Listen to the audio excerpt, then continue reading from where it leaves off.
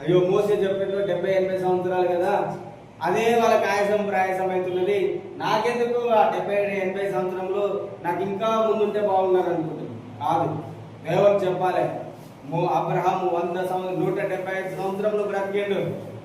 నేను అబ్రహాం యొక్క సంతానము, నేను మినిమం 120 years అయినా నేను బ్రతకాలి. మోసే 120 సంవత్సరములు బ్రతికింది. ఆయన చెప్పిన ఏమంటున్నాడు, మా జీవిత దినములు 70-80 అన్నాడు, కానీ అన్ని సంవత్సరాలు బ్రతికిండు ఆయన. 120 సంవత్సరాలు బతికిండు.